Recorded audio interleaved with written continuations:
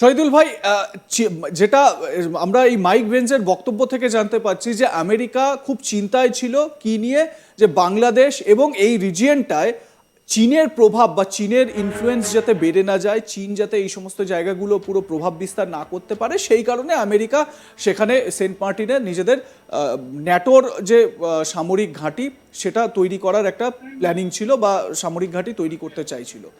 এবারে সমস্যা হচ্ছে যে সেইটা না হওয়ায় এই মাইক বেঞ্চের বক্তব্য থেকেই, যে যখনই দেখলেন যে শেখ হাসিনা যে তিনি ঢালের মতন দাঁড়িয়ে রয়েছেন, তারপরই আমেরিকা প্ল্যানিং শুরু করলো যে কিভাবে সরকার উৎখাত করা যায়। এই কথাটা কতটা ভয়াবহ, কতটা মারাত্মক। বিদেশি একটি মানে বিভিন্ন রকম ফোর্স, বিদেশের বিভিন্ন রকম সংস্থা এবং বিদেশি পুরো একটি রাষ্ট্রযন্ত্র, তারা লেগে গেল অন্য আরেকটি দেশের সরকারকে উৎখাত করার জন্য। এটি তো মূলত বললাম যে বাংলাদেশের এই ভূখণ্ডটি দীর্ঘদিন ধরেই আমেরিকা নেওয়ার চেষ্টা করছিল বিভিন্নভাবে, বিভিন্ন সরকারের সময়, কিন্তু তারা প্রকটভাবে চাপ দিতে থাকে শেখ হাসিনাকে। কিন্তু শেখ হাসিনা প্রথম থেকেই এই ভূখণ্ডটি দিতে রাজি হননি। তিনি বলেছেন যে আমার ক্ষমতার লোভ নেই, বারবার উনি এ বিষয়ে বলেছেন। ইভেন উনি বলেছেন যে প্রয়োজনে আমি কখনো আমেরিকায় যাব না, তারপরেও আমি আমার এই ভূখণ্ড আমি আমেরিকাকে ঘাঁটি করতে দেব না।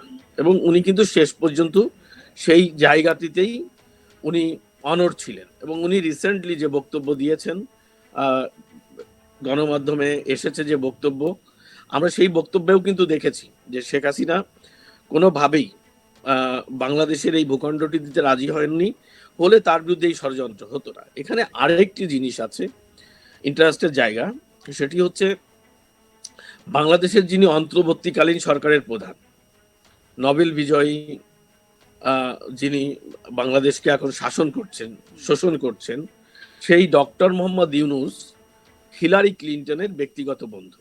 তারা একসঙ্গে পড়াশোনা করেছেন। এবং আপনি জানেন যে বাংলাদেশে এই গ্রামীণ ব্যাংক নামে যে ব্যাংকটি প্রতিষ্ঠিত হয়েছিল, সেই ব্যাংকটি কিন্তু জনগণের ব্যাংক ছিল, সাধারণ মানুষের। কিন্তু যে কোনো ভাবে ডক্টর মোহাম্মদ ইউনূস দীর্ঘদিন যাবৎ সেটাকে কুক্ষিগত করে রেখেছিলেন।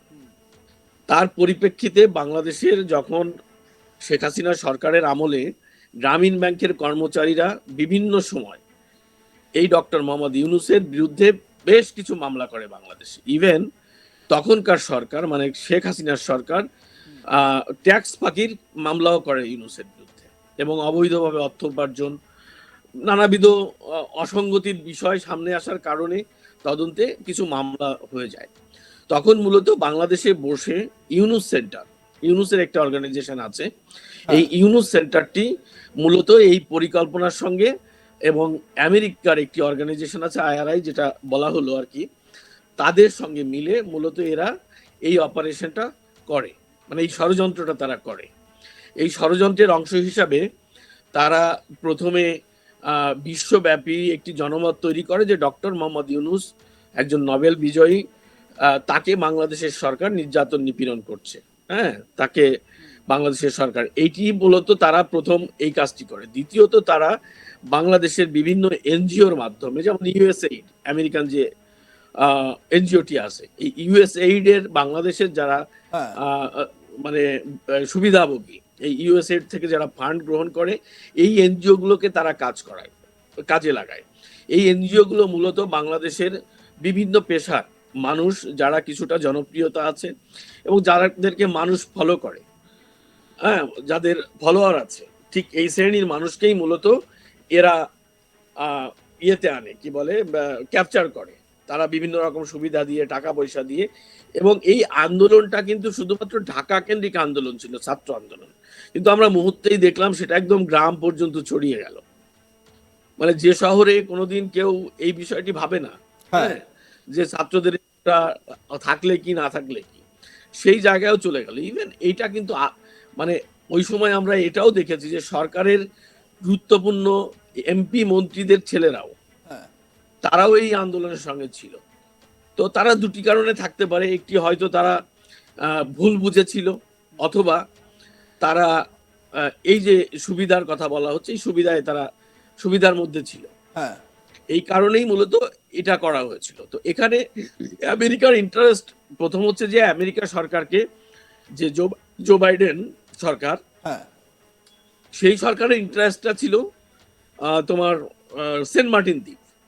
আর ডক্টর ইউনূসের ইন্টারেস্টটা ছিল, কারণ ডক্টর ইউনূস যদি আর 1 মাস আওয়ামী লীগ সরকার ক্ষমতায় থাকতো তাহলে তাকে জেলে যেতে হতো, তার মামলা রায় হয়ে গিয়েছিল, তার বাঁচার দরকার ছিল এইভাবে। তো এখানে কিন্তু আমেরিকার সাথেই বড় কনস্পিরেসি, আমেরিকা তাদের যে যোগ্য দালাল এই ডক্টর মোহাম্মদ ইউনূস, এটি তারা তাদের কাছে ছিল বলেই মূলত এই পরিকল্পনাটা তারা সফল করতে পেরেছে। এবং এই যে সরকারের একজন উপদেষ্টা আছে, ওনার নাম ফারুকি, তো সে কালচারাল অ্যাডভাইজার মোস্তফা সারোয়ার ফারুকি, সে কিন্তু এই আন্দোলনের পরে মিডিয়াতেই বলেছে যে তারা আমেরিকান এম্বাসিতে 2011 সালের পর থেকে এসব বিষয় নিয়ে আলোচনার জন্য যেতেন, কথা ইভেন বাংলাদেশের আরো কিছু লোকজন যারা আমেরিকান পন্থী এবং এই সরকারের যারা আছেন মানে উপদেষ্টা হিসাবে,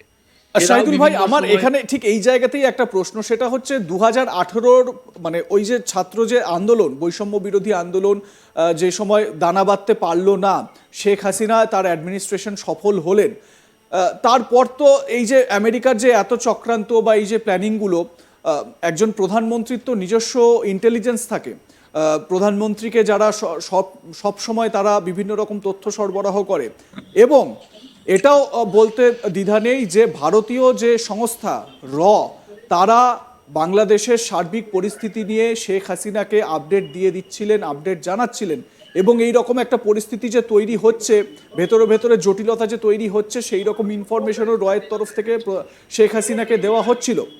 তাহলে কি কোথাও গিয়ে তার বুঝতে কোনো একটা ভুল হয়েছিল, বা কিছু একটা হিসেব কষতে ভুল হয়ে গিয়েছিল, মানে অল অফ আ সাডেন এই 3-4 বছরের মধ্যে সবকিছু চেঞ্জ হয়ে গেল? হ্যাঁ, এটা তো অবশ্যই তার একটা পলিটিক্যাল, বেসিক্যালি এই আন্দোলনটা তো গোপনে হচ্ছিল। 2018 পরে যখন ছাত্র আন্দোলনটি থেমে যায়, তারা ব্যর্থ হয়, তখন তারা আন্ডারগ্রাউন্ডে এই আন্দোলনটিকে দানা বাঁধানোর জন্য বা এই সরকারকে উৎখাতের জন্য পরিকল্পনা করছিলেন। তার ধারাবাহিকতায় কিন্তু জুলাইয়ের থেকে আন্দোলনটা শুরু হয়, এবং সরকারের কাছে এই যে 2024-এর নির্বাচনের আগে, মানে 2024-এর নির্বাচন হলো হওয়ার আগে, তার 3 মাস আগে রাশিয়ার পক্ষ থেকে কিন্তু একটা বার্তা দেওয়া হয়েছিল বাংলাদেশ সরকারকে, যে বাংলাদেশে একটি আরব বসন্তের মতো একটা কিছু হতে যাচ্ছে। এই বার্তাটা কিন্তু রাশিয়ার সরকার বাংলাদেশ সরকারকে দিয়েছিল। আবার ভারত সরকারের পক্ষ থেকেও কিন্তু এই বিষয়ে বারবার বাংলাদেশ সরকারকে সাবধান করা